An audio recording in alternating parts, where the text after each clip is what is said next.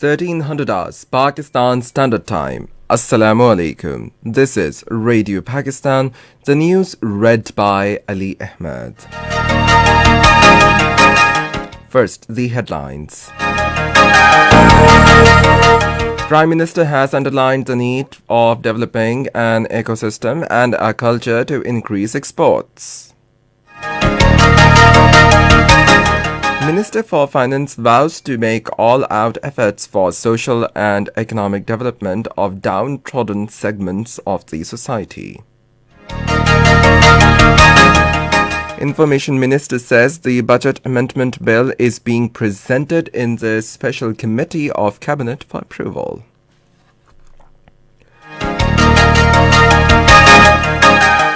World Health Organization has warned that Omicron and Delta coronavirus variants could produce a tsunami of COVID-19 cases.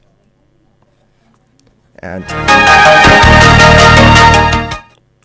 Prime Minister Imran Khan has underlined the need of developing an ecosystem and a culture which can increase exports and decrease dependence on imports. During a meeting regarding an export culture in the country in Islamabad, he directed all concerned departments to develop robust policies by using latest technology for sustained economic growth in the country. The Prime Minister said exporters showing performance in increasing countries' exports will be rewarded with the National Civil Awards.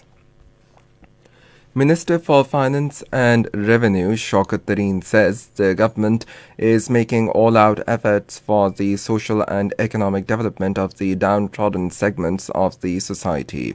He was addressing the interest-free loan scheme under Kamyab Pakistan program ceremony in Islamabad today. He said it is an important day for the poor segments of the society.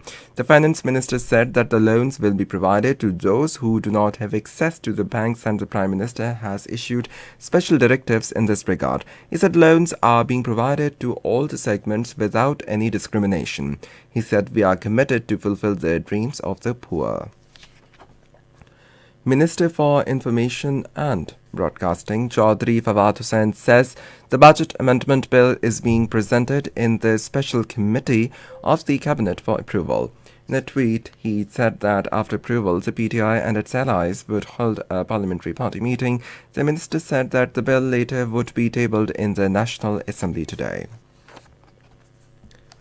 3 people died due to coronavirus infection, while 482 tested positive during the last 24 hours in the country.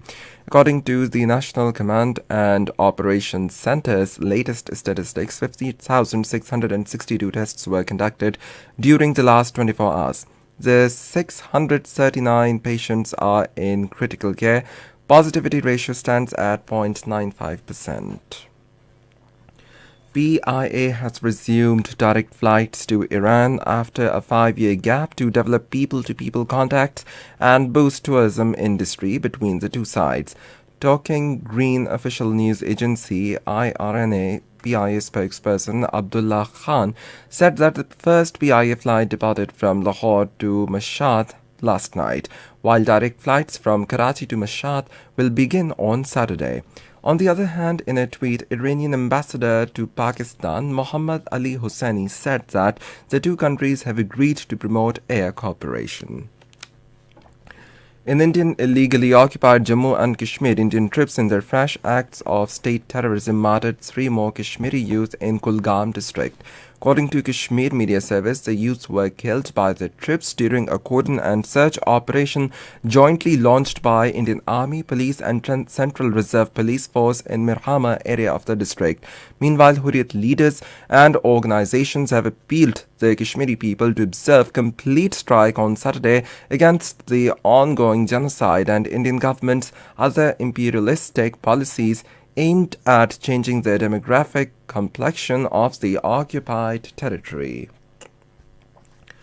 United Nations Secretary-General Antonio Guterres has urged the international community to commit to making 2022 as a year of recovery for everyone. In his message for the new year, he said a bold plan is required to vaccinate every person everywhere. The UN chief urged the wealthier countries to support the developing world with financing, investment, and debt relief. World Health Organization has warned that Omicron and Delta coronavirus variants could produce a tsunami of COVID-19 cases that will put immense pressure on healthcare systems. Addressing an online news conference, WHO Director General Tedros Adhanom said that Omicron is highly transmittable variant of coronavirus. He said 92 of WHO's 194 member countries missed a target to vaccinate 40% of their populations by the end of this year. In ICC Under-19 Asia Cup against Pakistan at Dubai, Sri Lanka were 106 for 8 in 31 overs a short while ago. Earlier, Sri Lanka won the toss and elected to bat first. The second semi-final is being played between India and Bangladesh at Sharjah. And that is the end of the news. For more news and analysis, log on to our website radio.gov.pk, and for live video streaming of our bulletins, visit the link facebook.com/Radio Pakistan.